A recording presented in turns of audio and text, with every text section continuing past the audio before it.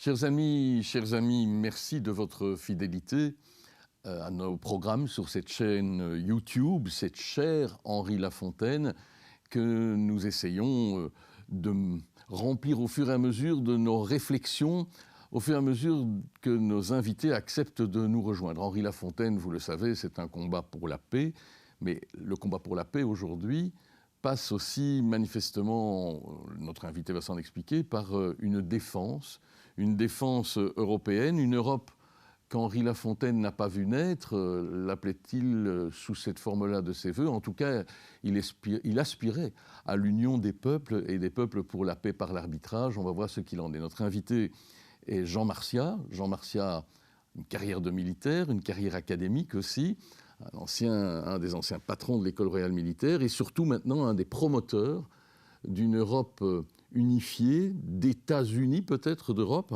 en tout cas avec un pilier défense majeur. Bonjour Jean Martiat. Bonjour. L'union politique de l'Europe comme condition de la défense ? Oui, absolument. Il n'est pas possible de mettre en place une défense s'il n'y a pas une structure étatique. Les États ont le monopole de l'usage légitime de la force. Une association d'États, une coalition ne peuvent pas mettre en place une défense correcte au niveau de l'Europe qui soit dissuasive vis-à-vis des agresseurs potentiels.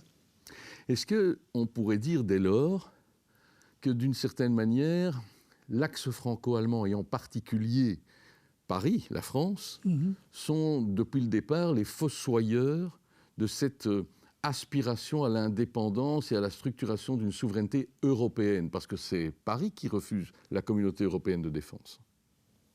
Oui, dans l'histoire de la construction européenne, depuis le discours de Zurich de 1946 de Winston Churchill, qui se concluait par les mots « Let Europe rise », et c'est aujourd'hui la date anniversaire de ce discours. Donc, dans toute cette histoire de l'Europe depuis 1946, je ferai deux exceptions. Il y a la période où Charles de Gaulle revient au pouvoir en France en 1958 et reçoit immédiatement Konrad Adenauer, et ensemble, ils décident de travailler à la construction de l'Europe. Et à ce moment-là, le tandem franco-allemand est réellement le moteur principal de l'unification européenne. Et puis nous avons eu de nouveau une conjoncture intéressante où lorsque Helmut Kohl était chancelier d'Allemagne et François Mitterrand président de la République française, ils se sont également entendus, ils ont également œuvré pour la paix. Tout le monde se souvient de leur poignée de main à Verdun devant le suaire de Douaumont. Et à ce moment-là, ils ont mis en place un certain nombre d'outils symboliques, comme la brigade franco-allemande, l'Eurocorps à Strasbourg, mais ça c'est du pipeau par rapport à une défense européenne. Ce qui est beaucoup plus fondamental, c'est qu'ils ont décidé de mettre en place une des institutions réellement fédérales en Europe, qui est la Banque centrale européenne et la monnaie unique. À ce moment-là aussi, l'axe franco-allemand a été très très important. Mais dans le restant de l'histoire de la construction européenne, c'est un artifice de communication, c'est vraiment tromper les ennemis que de dire à l'opinion publique la France et l'Allemagne vont réaliser l'Europe. Non, l'Allemagne a comme objectif de faire de l'Allemagne la première puissance européenne et la France aujourd'hui n'a plus cette ambition, mais elle l'a eu très très longtemps. Oui, dans les faits, je le redisais, il y avait à côté ou ensuite, suite à la communauté européenne du charbon et de l'acier, suite à l'Euratom, la communauté européenne économique de l'atome, de l'énergie atomique, il y avait l'ambition très vite d'une communauté européenne de défense, traité de Paris, échec, et puis échec politique des décennies plus tard, lorsque, sous l'égide pourtant d'un ancien président français, une constituante envisage une constitution française. C'est pas le seul pays, mais c'est le pays qui, de manière majeure, a bloqué le processus par référendum d'une constitution européenne. Donc, à ces deux moments, la souveraineté française passe avant l'idée commune européenne. Tout à fait. On a souvent qualifié Charles de Gaulle de nationaliste. En fait, il n'était pas du tout nationaliste. Il voulait, pour lui, il fallait honorer sa patrie. Et il considérait que le nationalisme, c'est la porte ouverte vers la guerre.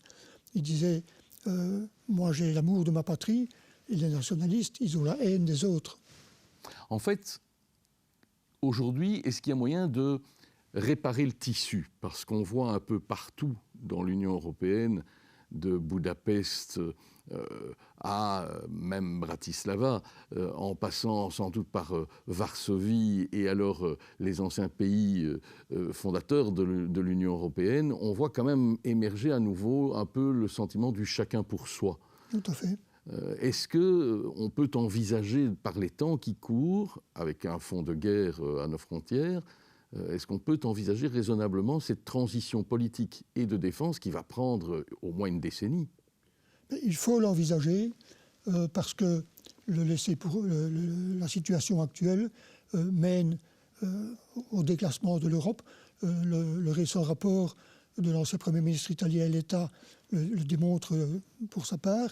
Et le second rapport, celui de Mario Draghi, montre qu'en fait, depuis 20 ans, nous avons perdu, par rapport aux Américains, la moitié du progrès économique, de l'accroissement du bien-être, parce que l'Europe est mal gouvernée.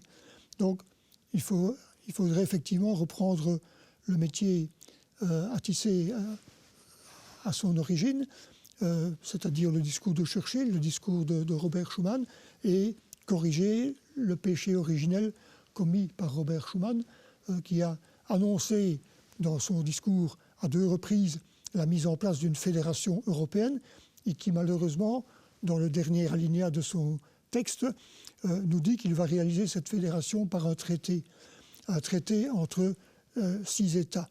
Mais c'est une aberration. On ne peut pas créer un État avec un traité.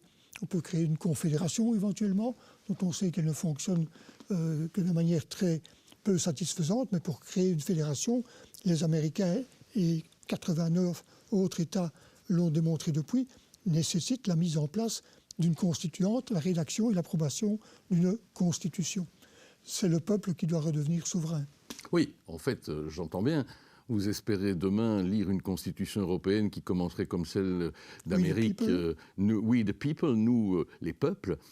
Sauf que les peuples eux-mêmes, les opinions publiques pour l'instant, sont plus souverainistes qu'européistes.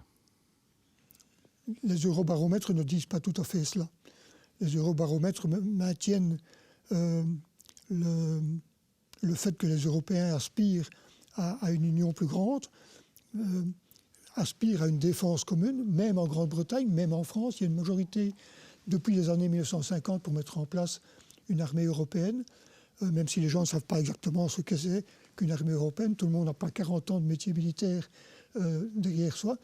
Mais cette aspiration existe. Ce que les gens rejettent, c'est l'Union européenne telle qu'on nous l'a mise en place et fait évoluer de manière très négative. Schuman s'est donc trompé ou n'avait pas d'autre solution à l'époque où il a prononcé son traité. Je n'ai trouvé dans aucun livre, dans aucun article, le pourquoi de son affirmation « il faut faire cela par un traité ». Ma réflexion strictement personnelle, c'est que à l'époque, ce n'était pas possible de faire une constitution qui unifie les 6. Pourquoi? Parce que parmi les 6, un État avait perdu ses colonies après la guerre de 14-18, l'Allemagne. Le deuxième État, l'Italie, avait perdu ses colonies au cours de la guerre 40-45. Mais les autres, y compris le Grand-Duché de Luxembourg, étaient des puissances coloniales. Le Grand-Duché de Luxembourg, c'est assez peu connu, de par le traité sur l'union économique belgo-luxembourgeoise, était partie prenante au Congo belge. Et je connais des citoyens luxembourgeois qui ont eu des fonctions au sein de notre colonie.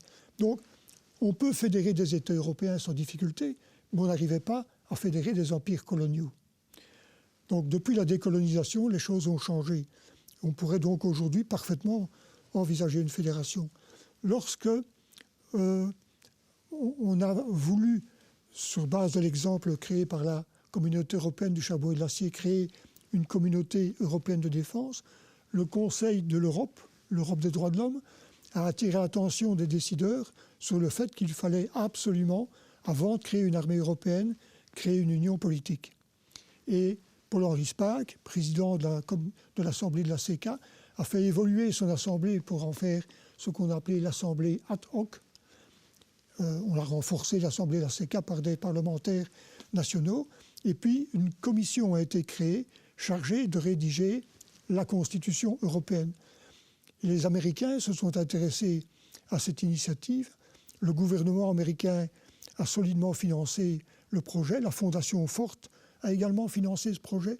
Et l'université de Harvard a envoyé en Europe 2 juristes de très haut niveau, dont un juif allemand naturalisé américain qui avait déjà contribué à la rédaction de la Constitution de la République fédérale allemande.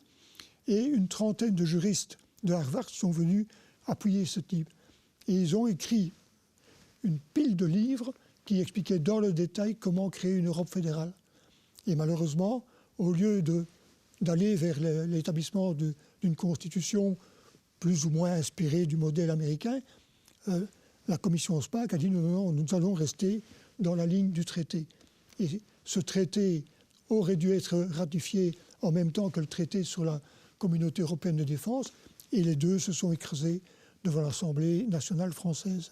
Donc, ce qu'il faudrait faire, tout le monde le sait, pour l'aspect constitution depuis 1787, et pour l'aspect comment faire une constitution européenne depuis les années 1950. Donc, ce qu'il faudrait faire est connu, c'est assez simple, ça peut se faire très vite. La seule chose qui manque, c'est la volonté politique. Et non seulement il n'y a pas de volonté politique de faire cette Europe fédérale, mais il y a une volonté politique très nette, présente dans tous les pays et qui perdure depuis les années 1950, de ne pas faire surtout une Europe fédérale. Parce que tous les petits potentats locaux veulent garder l'apparence de pouvoir. Je dis l'apparence de pouvoir parce que nous savons tous qu'en matière de politique de défense et de politique de sécurité, et plus largement et de politique de relations internationales, depuis 1949, la décision européenne est centralisée et elle se prend à Washington. En fait, dans cette Europe qui est occupée à se renouveler dans ses institutions, là pour l'instant, avec aussi l'appel d'air d'une nouvelle Commission européenne, on découvre, dans le casting proposé, on verra ce qu'il en adviendra, mais qu'il y a, par exemple, un membre de l'extrême droite italienne qui pourrait devenir commissaire européen. On sait aussi quel est l'état d'esprit à Budapest vis-à-vis de Moscou. Il y a toujours une volonté d'un cessez-le-feu unilatéral et d'une absence de participation de l'Europe aux côtés des Ukrainiens qui se manifeste dans le gouvernement Orban. On a quand même de plus en plus de difficultés. On voit le chancelier allemand Scholz dire à partir de l'an prochain, vu les difficultés économiques, on a assez donné, il faut arrêter là la contribution. Perdre cette action aux côtés des Ukrainiens, c'est sacrifier toute option d'Europe de la défense ? Je pense qu'il faut distinguer d'une part l'action en appui de la résistance ukrainienne et la construction d'une Europe de la défense. Les États peuvent s'entendre, et ils le font d'ailleurs principalement sous la houlette américaine, sur la base de Ramstein, sous la conduite des Américains. Une cinquantaine d'États, pas seulement européens d'ailleurs, une cinquantaine d'États s'entendent pour aider, dans une certaine mesure, les Ukrainiens à résister. Bon, ça c'est la gestion de la crise ouverte par l'agression russe du 24 février 2022. La question de savoir si la crise ukrainienne pourrait inciter les États européens à aller vers la mise en place d'une défense européenne et donc préalablement à s'entendre pour mettre en place une union politique réelle, qu'on appelle République fédérale européenne, États-Unis d'Europe, ça n'a pas beaucoup d'importance. Ce qui est essentiel, c'est qu'il y ait en Europe une structure étatique avec un pouvoir, une répartition des pouvoirs qui correspondent aux prescrits de Montesquieu, un pouvoir exécutif suffisamment fort que pour pouvoir dissuader toute forme d'agression, un pouvoir législatif qui, d'une part, représente le peuple européen et d'autre part, représente les États participants, et un pouvoir judiciaire qui aille depuis une Cour suprême jusqu'à des juridictions fédérales dans les différents domaines où c'est nécessaire. C'est ça dont on a besoin. Et ça peut se faire très vite. J'ai tourné, il y a deux ans maintenant, je pense, une vidéo en dessin animé qui montre comment on pourrait le faire. Si deux États européens décident, comme la Belgique et le Luxembourg l'ont fait en 1921, si j'ai bonne mémoire, de mettre en commun non seulement leur monnaie, mais aussi leur défense, ils devraient mettre en place un ministre commun de la Défense. Nous avons assisté, sous la législature belge fédérale précédente, à des initiatives prises par les ministres belges et luxembourgeois d'intensifier notre coopération dans le domaine militaire, qui est très ancienne. L'École royale militaire forme des luxembourgeois depuis 1935.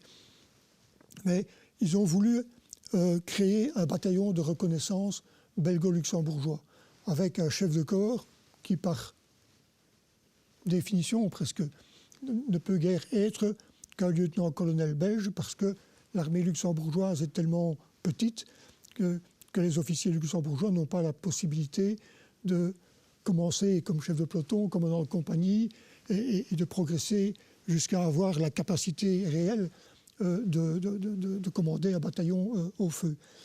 Mais donc, ce bataillon luxembourgeois, il faut un texte juridique important qui explique comment ça doit fonctionner et comment, si on envoie ce bataillon en mission, par exemple en opération extérieure, et que comme au Rwanda en 1994, les choses tournent mal, comment faire pour que cette structure fonctionne alors qu'elle dépend de deux ministres différents et de deux gouvernements différents. J'ai récemment donné une conférence à Luxembourg où je disais, imaginons que l'unité est confrontée à une menace importante, où la ministre belge plus pacifiste dise, mais écoutez, négociez et essayez de trouver un accord, et puis nos diplomates vous tireront de ce mauvais pas plus tard.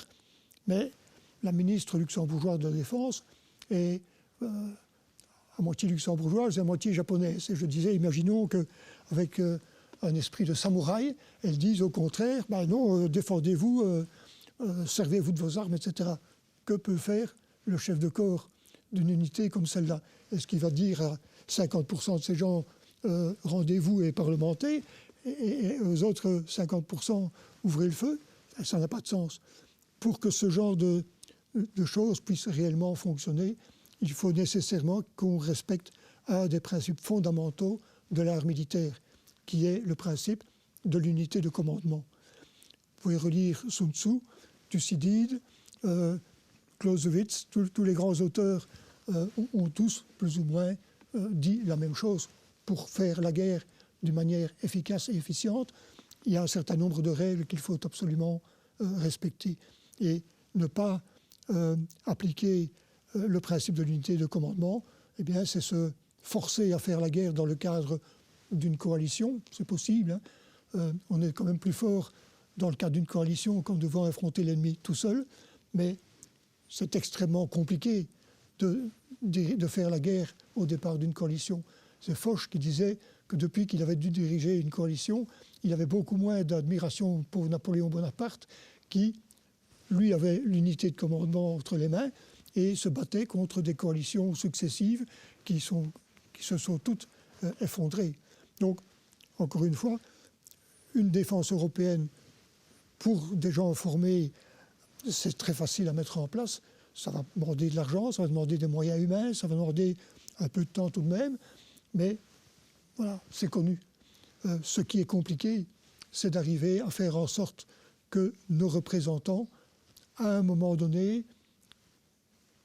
fassent ce que les représentants américains du Congrès continental ont fait en 1787. Ils étaient mandatés pour modifier à la marge la Constitution confédérale de 1776 et Washington, Benjamin Franklin et d'autres les ont convaincus de rédiger une constitution fédérale. Les États généraux du Royaume de France ont décidé, voyant que la situation, le conflit avec le roi Louis XVI ne trouvait pas de solution, ils ont été mis à la porte du palais de Versailles et ils sont fait quelques centaines de mètres. Ils ont été se réunir dans une salle de sport, la salle du jeu de paume, et ils ont rédigé et prêté un serment extrêmement célèbre qui disait « Nous ne nous séparerons pas tant que nous n'aurons pas doté le Royaume de France d'une constitution ». Des députés allemands l'ont fait en 1848 dans l'église Paul à Francfort. Et des députés russes l'ont fait également dans le palais de Tauride à Saint-Pétersbourg en 1917. On pourrait multiplier les exemples. Il faut qu'à un moment donné, les parlementaires européens qui sont élus directement depuis 1979 aient enfin le courage de dire « Nous sommes le peuple et nous allons doter l'Europe de la Constitution dont elle a besoin ». Maintenant, je ne pense pas que ça puisse se faire d'emblée à 27. Mais il faudrait qu'au moins un noyau dur se constitue et saute le pas. Parce que l'Europe s'est toujours faite comme ça. Avant l'Europe des 6, il y a eu le Benelux.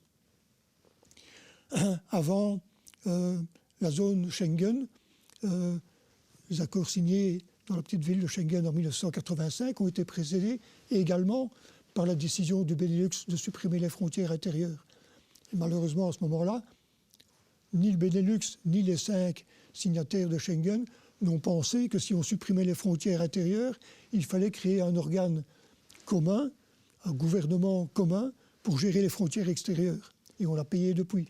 Et dernier exemple de noyau qui s'étend, puisque Schengen a commencé à 5 et maintenant il y a 23 et quelques membres, plus 4 ou 5 membres associés. Mais la zone monétaire, au moment de la signature du traité de Maastricht, il n'y avait que 9 États membres de la zone euro. Et maintenant, depuis janvier 2023, je pense, il y en a 20. Donc voilà, le chemin est tout tracé et une défense européenne pourrait se constituer de cette manière-là. Jean Martial, évidemment, Henri Lafontaine, que nous évoquons évidemment à la Fondation, qui était à la fois pacifiste, mais en même temps admettait qu'il y avait des guerres justes. Il disait qu'il fallait d'abord tout tenter de régler par l'arbitrage, donc la diplomatie aussi et le droit, mais qu'il restait néanmoins des guerres justes. Est-ce qu'aujourd'hui, ces notions-là peuvent encore avoir cours ? On a le sentiment que la diplomatie est un échec à peu près permanent et que seul l'intérêt économique des États guide leur réaction en se disant, voilà, on ne peut pas se permettre de baisser la garde devant la Russie, mais par contre, quand la Russie a envahi la Géorgie ou une partie de la Géorgie, on a réuni très peu d'assentiments à aller aider les Géorgiens qui ont quand même été amputés d'un quart de leur territoire. Tout à fait. Non seulement, je pense que le principe de la guerre juste, très teinté de théologie, ce principe de la guerre juste, donc je préfère, pour ma part, mettre en avant le principe de la légitime défense. C'est applicable aux simples citoyens, c'est applicable également aux États, avec en plus le fait que l'État a le devoir de protéger ses citoyens. Donc si effectivement un État est agressé, à un moment donné, il n'aura pas d'autre solution pour mettre fin à cette agression, pour mettre fin au risque que ses habitants ne soient massacrés ou réduits en esclavage ou fassent l'objet de traitements inhumains. À un moment donné, l'État doit pouvoir montrer ses muscles et mettre en place les outils de dissuasion, et si la dissuasion échoue, de défendre, qui permettront à un moment donné la libération, qui permettront à un moment donné d'ouvrir le chemin vers le rétablissement de la paix. Donc, dans la littérature militaire, j'ai retrouvé les écrits d'un militaire qui fut célèbre à l'époque de la guerre de 7 ans, et puis à l'époque de la guerre entre le Portugal et l'Espagne, où la Grande-Bretagne a envoyé un noble allemand commander l'armée portugaise. Et il a écrit un certain nombre d'ouvrages où il disait « La seule forme de guerre qui est acceptable, c'est la guerre défensive. Et je suis absolument pénétré de cette vision de la guerre. La guerre d'agression devrait être condamnée dans tous les cas de figure. Parce que vous disiez, j'ai dit, les États sont mus essentiellement par des intérêts économiques. Je pense qu'il y a plus grave que ça. Il y a aussi la volonté de puissance de certains dirigeants qui, pour des raisons diverses, mais psychologiques en grande partie, veulent toujours plus étendre leur pouvoir, veulent faire en sorte que leur nation, leur ethnie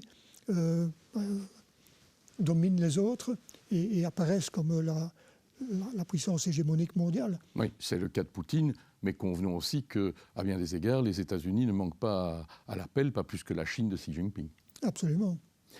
En fait, vous parliez, Jean Merciat, de légitime défense applicable aux États, en rappelant qu'ils avaient la responsabilité d'ailleurs de la défense de leurs citoyens.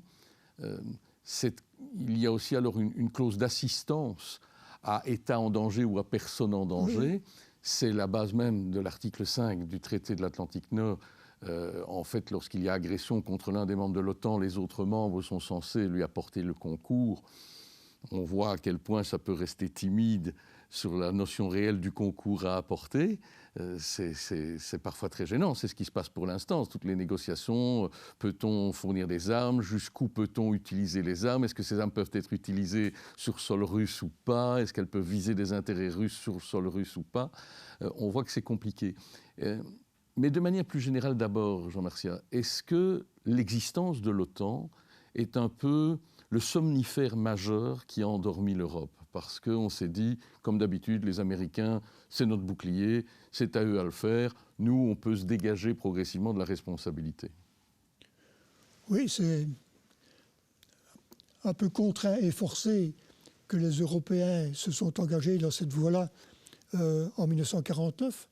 En 1948, comme je l'ai rappelé, il y a eu la mise en place d'un certain nombre d'institutions en Europe, dont le traité de Dunkerque de 1947 et aussi le traité de Bruxelles de 1948 qui mettait en place l'Union de l'Europe occidentale.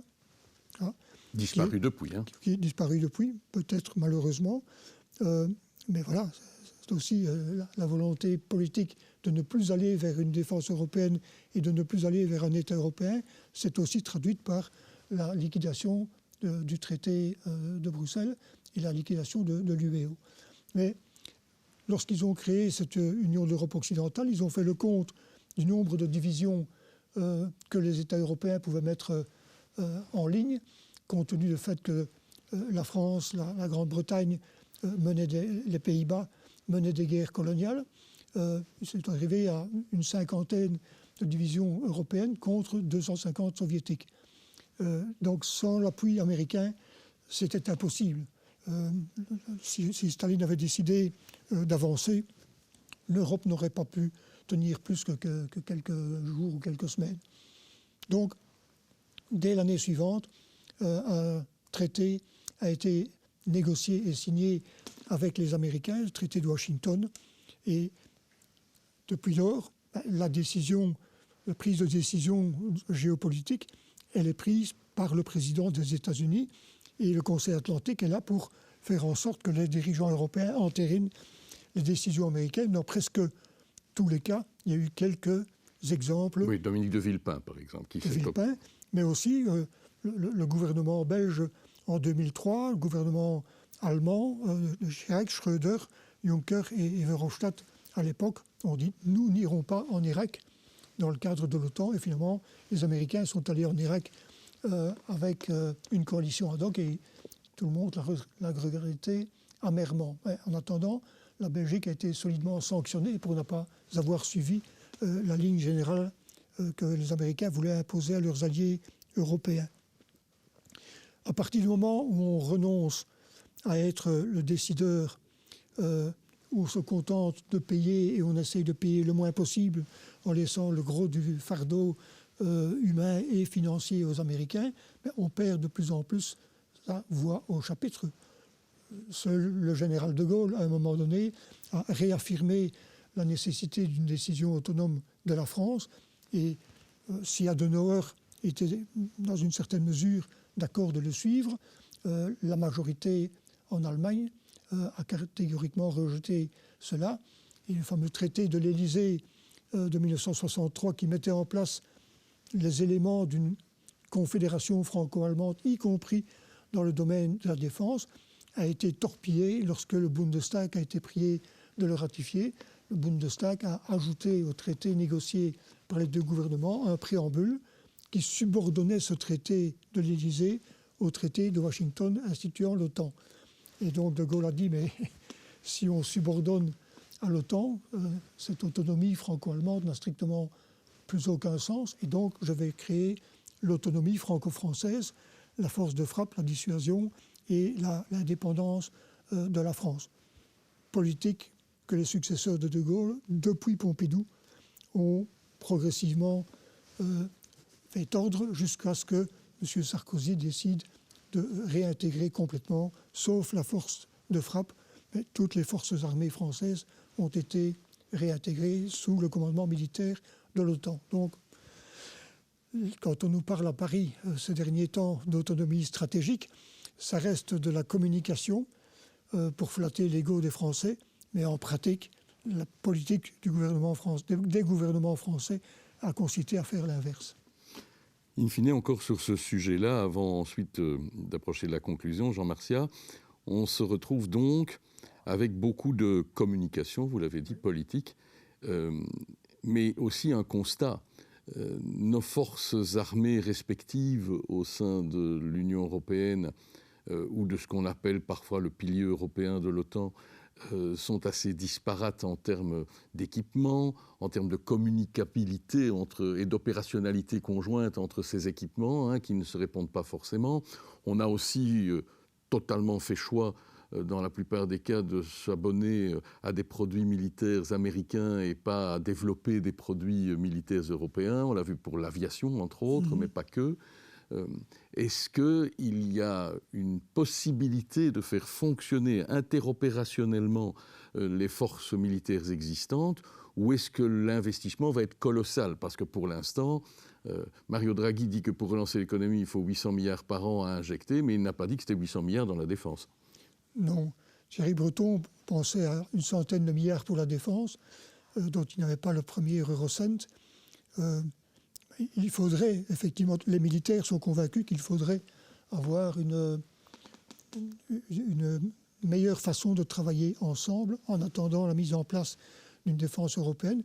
Il y a, en février 2023, j'avais invité le général Brigger, président du comité militaire de l'Union européenne, à faire une conférence sur la défense de l'Europe et dans l'Europe. Et il y avait une présentation PowerPoint qui appuyait, je ne sais pas si on peut citer les marques ici dans ce cadre, mais voilà, il avait une présentation qui expliquait la grande disparité des systèmes d'armes en Europe si on les compare aux systèmes d'armes américains. Bon, par exemple, 4 modèles de frégates aux États-Unis, une trentaine en Europe. Un modèle de char de combat aux États-Unis, une vingtaine en Europe. Et on peut multiplier les exemples dans l'aviation, les hélicoptères, etc. Donc tout ça amène des gaspillages épouvantables, pénalise également nos entreprises, puisque au lieu de produire, par exemple, 3500 avions de combat F-16, on produit un petit peu de Rafale, un petit peu d'Eurofighter, un petit peu de Gripen. Donc tout ça est tout à fait désespérant, non seulement pour les militaires qui doivent mettre en place des équipements disparates et peinent à coopérer entre eux, mais c'est aussi extrêmement pénible pour les contribuables que nous sommes tous, puisque les montants considérables que malgré tout, même malgré la diminution sensible des dépenses de défense depuis la fin de la guerre froide, l'Europe dépense quand même encore toujours entre un tiers et la moitié de ce que dépensent les Américains. Nous devrions donc avoir en Europe entre un tiers et la moitié des capacités militaires américaines. Or, selon mon estime, on est très très loin du compte. J'estime qu'on est à 5 ou 6% et que tout le restant se perd dans le fait qu'il y a en Europe 59 écoles militaires, 37 collèges de défense, des quantités de chaînes logistiques différentes pour appuyer tous ces matériels disparates, etc., etc. Mais que ce soit pour centraliser la commande de matériel de défense ou pour commander des unités en opération extérieure, la condition sine qua non, c'est d'avoir un décideur. Aux États-Unis, il n'y a pas que des forces armées fédérales. Washington a maintenu les milices des États qui s'appellent aujourd'hui les National Guards. Et certains États, le Missouri par exemple, ou le Mississippi, a des wings de combat du même type que ceux que nous avons à Florène ou à Kleine-Brogel. Mais le choix des équipements, le choix de la doctrine d'emploi, la mise en place des chaînes logistiques, elle est décidée dans un bâtiment situé tout près de Washington, qui a une forme pentagonale et que donc on appelle le Pentagone. En Europe, nous avons plus de 25 pentagones si on tient compte du fait que certains États comme l'Islande n'ont pas de forces armées. Et c'est donc cette disparité de la prise de décision qui est pénalisante à la fois en termes d'efficience des dépenses de défense et en termes d'efficacité de la prise de décision politique. On approche bien sûr aussi de la conclusion pour aujourd'hui, même si on a bien compris que le sujet est vaste, même si on a bien retenu que, selon une formule célèbre, il faudrait 5 minutes de courage politique pour pouvoir passer à l'acte. La technique pour passer à l'acte constituant est connue. La technique pour passer à une défense commune et ses exigences est connue. C'est le courage politique qui manque. Alors, Jean Marcia, est-ce que pour conclure, il faut se référer à ce vieil adage romain si tu veux la paix, prépare la guerre, ou plutôt, si tu veux la paix, prépare la politique? La guerre, c'est malheureusement un des domaines d'action du politique. Le politique doit veiller à la santé publique, il doit veiller à l'éducation, il doit veiller à ce que nous ayons de quoi nourrir les gens, donc politique agricole. Il doit veiller à ce que tout ce dont nous avons besoin ne soit pas produit de l'autre côté de la Terre avec des problèmes d'approvisionnement qui se posent lorsqu'il y a soit une pandémie, soit un navire qui se met de travers dans le canal de Suez. Oui, ça on l'a vécu récemment. Voilà, donc la sécurité d'approvisionnement, c'est aussi une responsabilité de l'État, mais je pense que le premier devoir de l'État, c'est d'abord de maintenir la paix. Et il n'y a pas d'autre méthode, même si des gens comme La Fontaine, Léon Bourgeois et d'autres prix Nobel des années 1910 à 1930 ont eu un discours fort pacifiste, allant même dans le sens d'une forme de désarmement unilatéral. Eh bien, ce pacifisme-là, il porte en lui en fait les germes de la guerre. Parce que si des États se désarment par rapport à des voisins qui peuvent à un moment donné devenir ambitieux, agressifs, eh bien, ces États désarmés vont être incapables de maintenir la paix. Et donc, on sait très bien ce qui va se passer en cas d'invasion. Ça pourra être la répétition de choses qui se sont produites récemment à partir du 24 février 2022 en Ukraine. On a vu à Boubtcha et dans d'autres endroits les viols massifs, les massacres, l'installation d'unités de torture pour mettre en place une structure qui permette à l'occupant de terroriser les occupés. Si on veut éviter ça, eh bien, il faut éviter d'être occupé. Il faut donc pouvoir montrer aux autres qu'ils doivent rester de leur côté de la frontière. Oui, vous diriez, je pense à la législature européenne évidemment, c'est la législature de la dernière chance. Vous pensez qu'on va voir cette émergence politique et de défense commune dans les 5 ans qui viennent? Je me bats pour ça depuis 2015.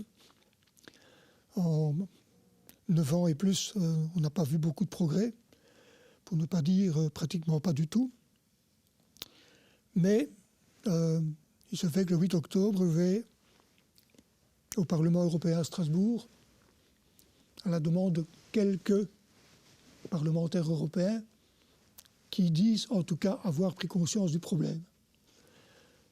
Ça ne veut pas dire qu'ils soient maintenant déjà convaincus de la nécessité de sauter le pas, de la nécessité de faire ce que Altiero Spinelli avait fait en 1984, convaincre le Parlement européen de rédiger et d'adopter une constitution européenne.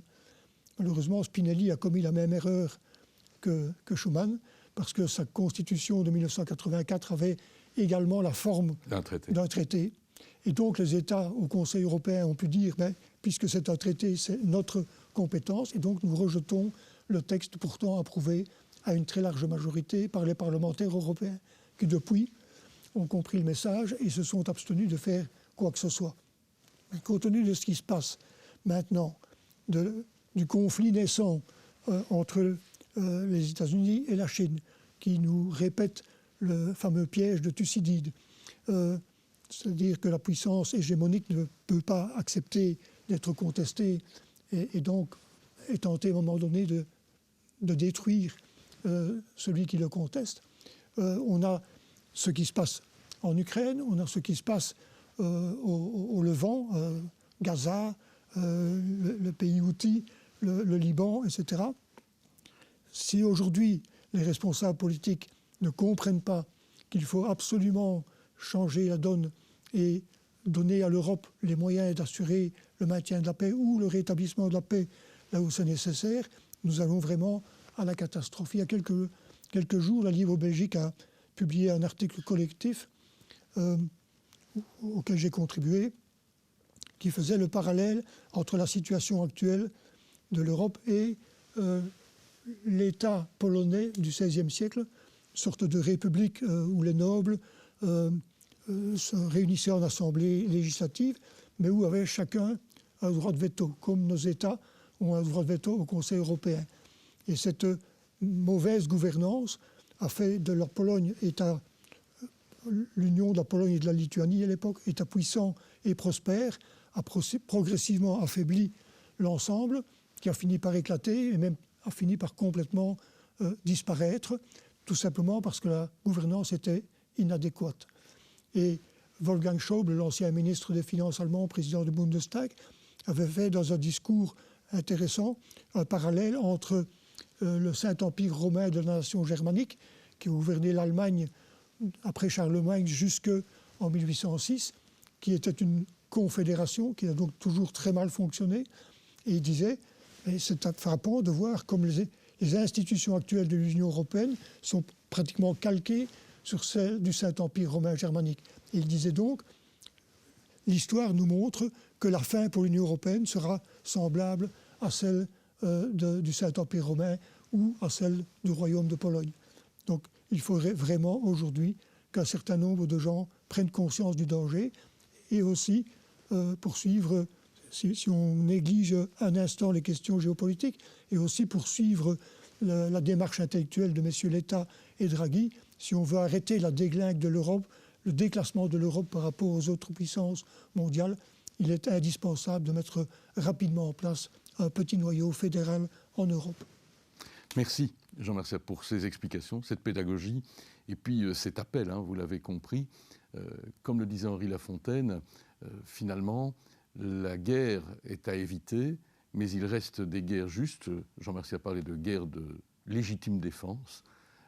Nous devons en connaître les moyens, et le moyen est politique, et l'appel est lancé pour une Europe plus politique qui permettrait tout d'abord aussi les éléments d'arbitrage. Merci de nous suivre.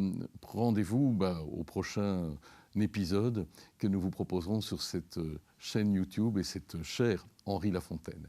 Bonne journée ou bonne soirée selon l'heure à laquelle vous nous suivez.